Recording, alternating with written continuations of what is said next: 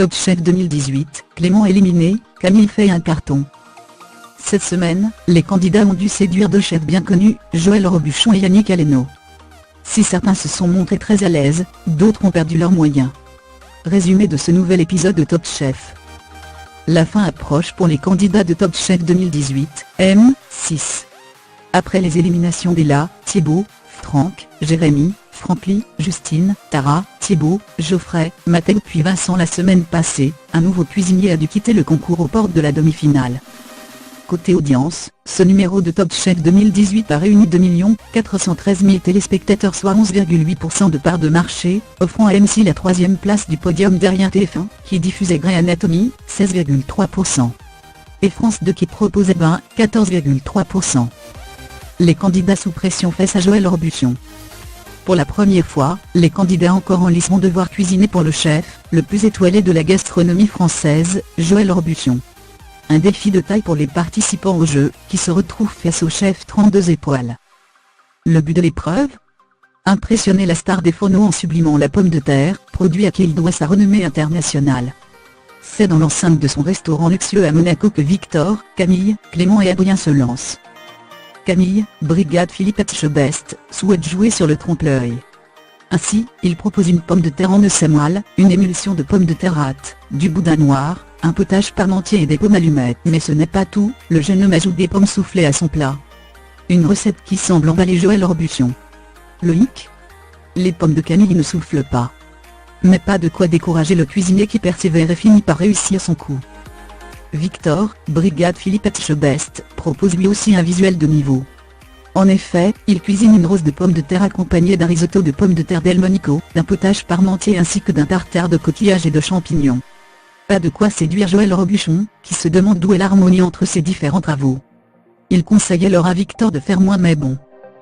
Le cuisinier oublie ses coquillages et ses champignons, qu'il remplace par du cabillaud fumé, directement incorporé à son potage, un tartare d'huîtres et quelques chips de pommes de terre. Clément, brigade Hélène Darroze, espère impressionner le chef avec sa pomme de terre à la suédoise, chapelure de pistache, tuiles. En regardant les assiettes de ses camarades, le jeune homme se rend compte que le niveau est élevé.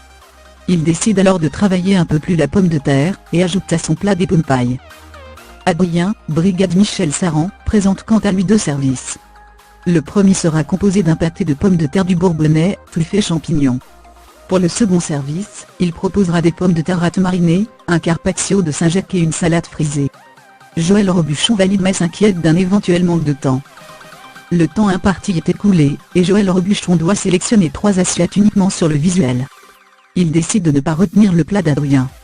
Victor, Camille et Clément vont alors passer un instant en tête-à-tête avec le chef, le temps que ce dernier goûte leur plat. À la dégustation, Joël Robuchon préfère dans l'ordre l'assiette de Camille, puis celle de Victor et enfin celle de Clément. Ils remportent respectivement 3, 2 et 1 point. Une assiette 3 étoiles. Pour cette deuxième épreuve, les candidats se retrouvent face à Yannick Aleno, chef 3 étoiles. Le challenge ? Reproduire à l'identique le plat signature du chef, un œuf de poule en habit vert avec ses croûtons dorés aux œufs de saumon. Camille semble avoir la technique pour la cuisson des œufs mollets, et impressionne même Yannick Aleno en enlevant ses coquilles dans de l'eau vinaigrée. Alors qu'il venait de réussir à sortir un œuf sans accroc, le chef l'a gobé, laissant Camille bouche bée. Pas de panique, le candidat réussit à en faire un autre parfaitement lisse. En plus d'avoir parfaitement choisi ses ingrédients, Camille utilise les mêmes techniques que le chef. En dressant rapidement son assiette, Camille commence à douter de son glaçage qui a terni avec l'attente. Il tente un coup de chalumeau afin de rendre sa brillance à son œuf. Victor est moins à l'aise avec ce genre d'épreuve faisant appel à la technique. Il ne maîtrise pas ses basiques, et avait l'intention de laisser cuire son œuf 1 minute de trop. Lors de la deuxième étape, Victor fait une nouvelle erreur, il a sauté une étape de l'habit vert, et se retrouve avec un coulis trop clair. Bien qu'il ait réussi à se rattraper, le glaçage rate. Victor se creuse alors la tête, et finit par réussir son coup. Enfin, pour le dressage, il perd patience. Heureusement que Camille est là pour lui donner les bons conseils. Adrien est bien décidé à remporter l'épreuve. Impossible que je me plante, lance-t-il, confiant car il a déjà de la pratique en la matière. S'il était bien parti lors de la cuisson des œufs, Adrien a gaffé en versant tout son bouillon de volaille dans sa sauce verte.